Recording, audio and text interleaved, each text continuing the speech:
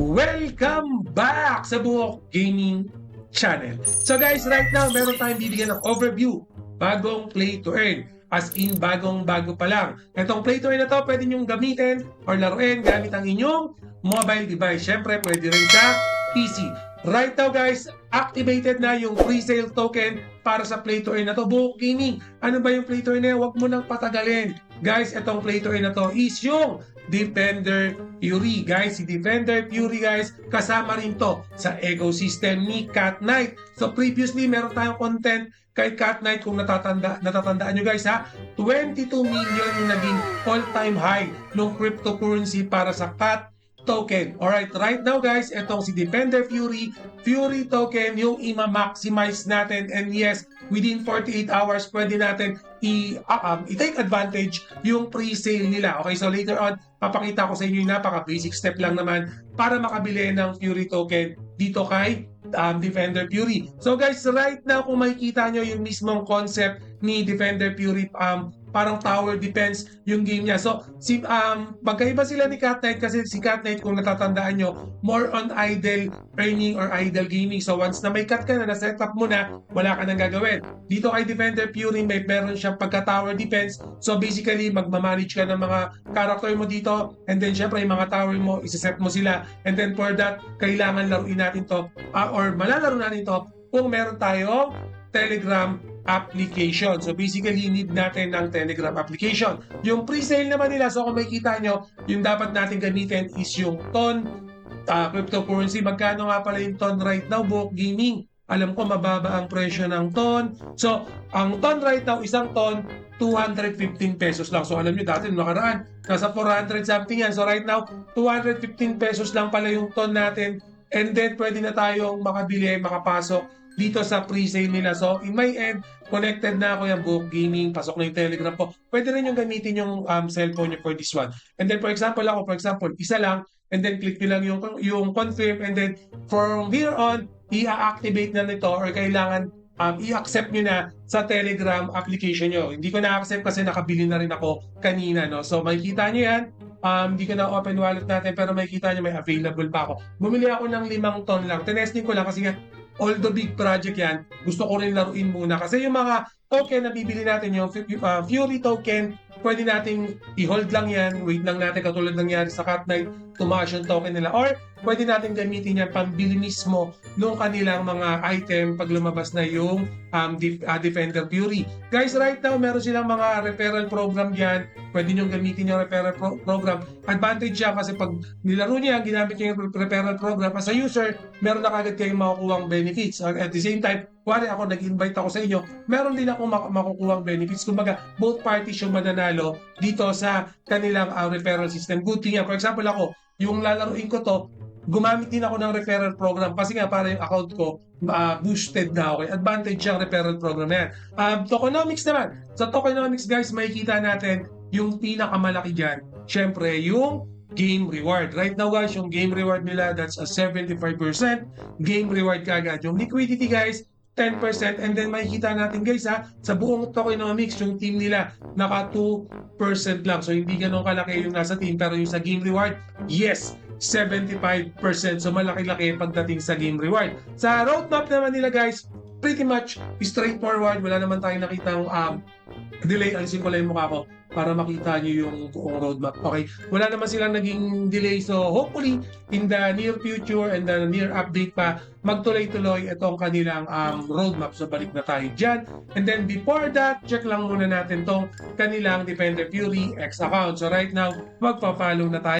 Although bago pa lang tong si Defender Fury, yes, makikita natin, they already have 9,573 user na. So going 10,000 na yan. So again guys binanggit ko kanina, Defender Fury, bago pa lang. So kung naghahanap kayo ng mga play to earn na magkakaroon na kayo ng earning, okay, naka free to play pa kayo, magkakaroon na kayo ng earning, i-take advantage natin itong si Defender Fury. And then siguro nasa sa inyo na yan, kung gusto nyo talagang mamuhunan, i-buff yung character nyo, ng token. Kasi ako mismo, personally, since mura lang naman yung token, nakita nyo around 200 something lang yung TON network, bumili na ako, nag-hold na ako, and then hihintayin ko na lang tumaas yung token. Pero since lalaruin ko rin naman to, kaya ton yung binili ko rito, yung kalahati, hold ko yung kalahati, gagamitin ko sa pagpapa-level up naman nung account ko rito kay Defender Fury. Yun yung gagawin kong discard. Kaya 5 ton yung binili ko right now. So anyway, yung mga ibang information, makikita naman natin kagad dito sa kanilang X account. So make sure na mag-follow din kayo. Similar, no? Yung nangyari dun sa Cat Knight, kung mapapansin nyo, check natin yung Cat Knight muna. Yung ano nila, yung X account din ni Cat Knight, hindi itong nagkaroon din to ng madaming mga giveaways. Okay, may mga egg na pinamigay dito kay Cat Knight. So for me, that's a good thing. So make sure din i-double check nyo tong Cat Knight account din kung hindi pa kayo nakakapaglaro. Ongoing pa rin yan. Napakadami pa rin player ni Cat Knight. And then syempre, Cat Token yung ginagamit kay Cat Knight. Defender Fury, Fury Token yung gagamitin natin. So, pretty much basic lang naman yung concept. So, pakita ko nga ulit sa inyo. Yan. And then siguro pakita ko muna pala, no, yung sa cellphone version. For example, Book Gaming cellphone kasi yung gagamitin ko. So, click yan. So, baba ko lang muna, no. So, kung gagamitin yung mobile device nyo, gano'n lang din naman. Basic lang.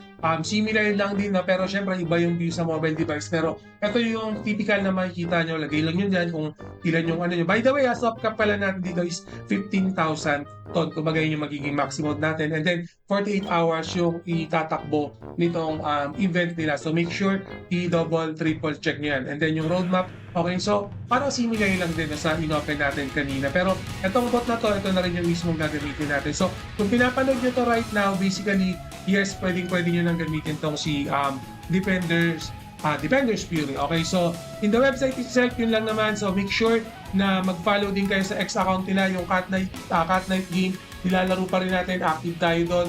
And then, syempre, nakita natin yung pinakamataas, no, na capacity nung inabot natin sa Cat Knight, umabot nga ng 22 million, no, yung all-time high nila in terms dun sa kanilang ecosystem since na nagsimula si Cat Knight. So hopefully, no, so nakita natin yung mga background din ni Cat Knight, yung team na nag-handle kay Defender Fury. Hopefully ma-establish din nila yung nangyari sa Cat Knight, mag-improve din katulad ng Cat Knight. And syempre, much better kung long term yung makikita natin kay Defender Fury. Kasi kung nakikita tower defense si Defender Fury, for me, in my personal thought, marami talaga maglalaro niya kasi nga tower defense, RPG game, okay, magsiset up tayo. So, hopefully yan talaga yung makita natin. Tapos, kung naka-free to play, hopefully narinig ng dev to na, kung naka-free to play version sila, sana maging advantage din sa mga naka-free to play na magkaroon talaga sila ng maraming income, maraming kita. And then, syempre, i-maximize pa rin natin yung referral program for this one.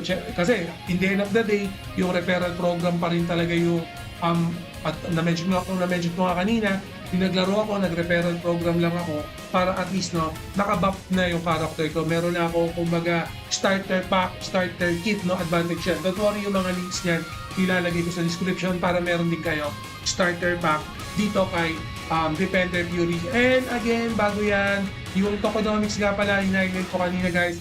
Yes, since naka 75% yan, kumbaga para sa akin, in my own opinion, mataas yan. Okay, mataas yan para sa mga player, mataas yan para sa mga user. So, i-maximize nyo yung ganitong kataas. Again guys, bago nga pala kayo tumalpak, bago kayo for example, gusto nyo sumali ng pre-save, although yes, mababa lang, 200 something lang, pero in the end of the day, pera pa din yan. So, dapat pag-aralan nyo pa rin, double, triple check, manood din kayo ng ibang YouTube kung ano yung take nila kay Fury Token. Kasi ako, personal thoughts ko, kaya ko naman yung almost 1,000 lang naman, kaya ko naman yun, okay lang sa akin yun. So, ang pattern na gagawin ko, yung 500 pesos, ilalagay ko sa game, panlalaro ko yung 500 pesos worth of Fury Token, i-hold ko naman in long term. So, yun yung discarding gagawin ko. Anyway, magkakaroon ako ng update para dito kay Defender Fury. So, guys, always remember, Book Gaming